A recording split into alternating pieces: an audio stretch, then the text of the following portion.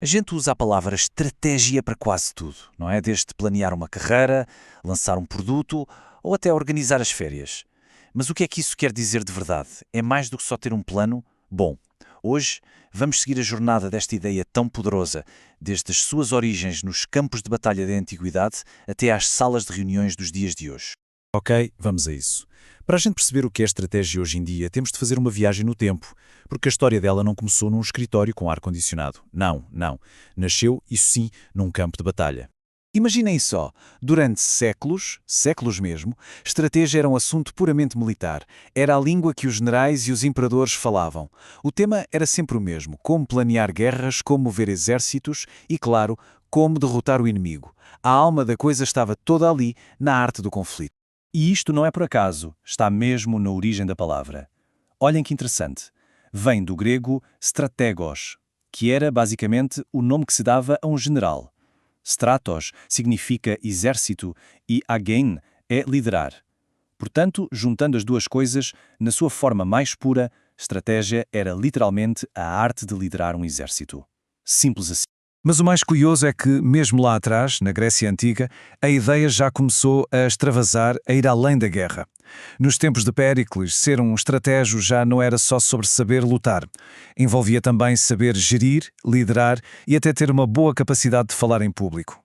Mais tarde, com Alexandre o Grande, o conceito foi ainda mais longe e passou a significar a criação de todo um sistema de governo unificado. Mas o grande salto, a viragem a sério, acontece muito mais tarde, já no século XX. Pensem no cenário do pós-Segunda Guerra Mundial. Um boom económico, as empresas a crescerem a pique e, de repente, uma competição feroz como nunca se tinha visto. As empresas precisavam de uma nova arma, uma nova forma de pensar para sobreviver e prosperar. E onde é que a foram buscar? Pois é, talvez pareça estranho, mas foram buscar inspiração precisamente aos princípios da estratégia militar. E se pararmos para pensar, esta transição faz todo o sentido. Os paralelos são impressionantes. Onde um general via conquistar territórios, um CEO passou a ver conquistar mercados. A análise do terreno e das forças dos militares transformou-se na análise do mercado e dos pontos fortes e fracos dos gestores. No fim, o plano de campanha deu origem ao plano estratégico. A linguagem era outra, mas a lógica por trás. E a partir do momento em que a estratégia pôs os pés no mundo dos negócios, ela não parou quieta. Muito pelo contrário. Começou a evoluir a uma velocidade estonteante, sempre a adaptar-se às novas e crescentes complexidades do mercado. Vamos ver esta evolução, década a década. Nos anos 50, estratégia era vá lá pouco mais que fazer orçamentos e controle financeiro. Saltamos para os anos 60 e a ideia já se estica para planos a longo prazo, tentar projetar o futuro. Nos anos 70, o planeamento estratégico formal torna-se a grande moda nas empresas, mas a grande mudança de mentalidade acontece nos anos 80. Já não chegava só planear, era preciso procurar ativamente uma vantagem competitiva. E finalmente, nos anos 90, a ideia atinge a maturidade e passamos a falar de gestão estratégica, reconhecendo que o mercado é dinâmico e que a estratégia tem de estar sempre em movimento. Claro, toda esta evolução pôs os especialistas a pensar e começaram a debater uma questão fundamental, a pergunta de $1 milhão. De onde vem, afinal de contas, uma estratégia vencedora? As respostas não são simples, mas podemos olhar para elas através de 4 grandes lentes. E o grande debate, no fundo, resume-se a isto. A vantagem competitiva vem de olhar para o mundo exterior e adaptar-se ao que se passa, ou vem de construir algo único internamente que mais ninguém tem? É uma perspectiva de fora para dentro ou uma de dentro para fora? A primeira lente é a visão de posicionamento, que ficou muito famosa com pensadores como Michael Porter. Pensem nisto como escolher o melhor local para construir um castelo.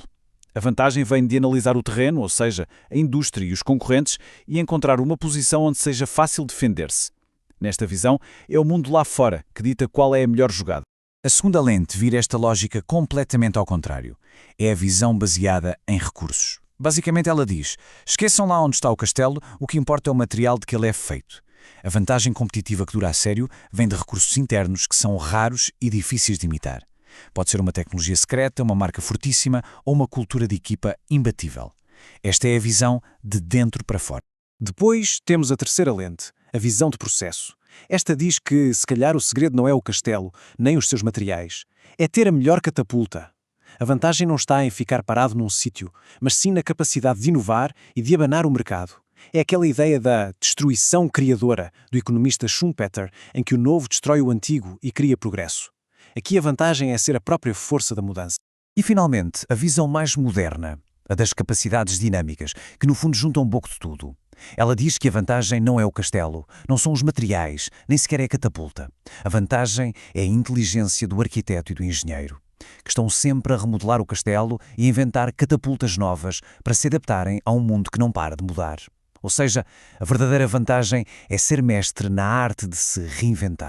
Ok, já vimos as diferentes formas de pensar a estratégia. Mas, e na prática?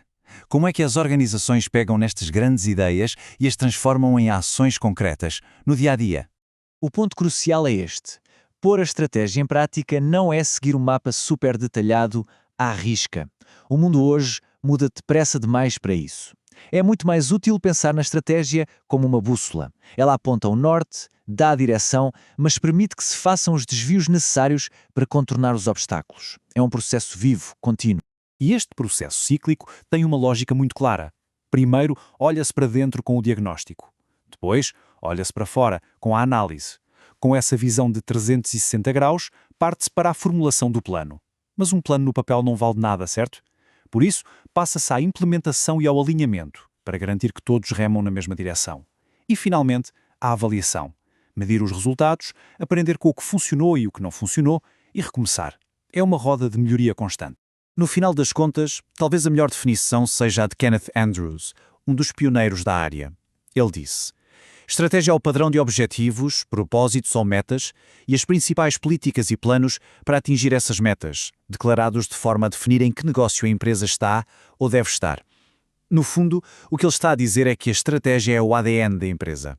Define não apenas o que ela vai fazer, mas o que ela é e aquilo que ela aspira a ser. E assim vimos a estratégia fazer uma viagem incrível, do campo de batalha para a sala de reuniões. Vimos como evoluiu de um simples plano para uma forma dinâmica de pensar. A questão que fica no ar é: como podemos nós usar esta arte do general, a análise do que nos rodeia, o conhecimento dos nossos pontos fortes e a capacidade de adaptação para alcançar os nossos próprios objetivos, sejam eles profissionais ou pessoais? No fundo, essa é a verdadeira essência do pensamento estratégico. Obrigado pela companhia.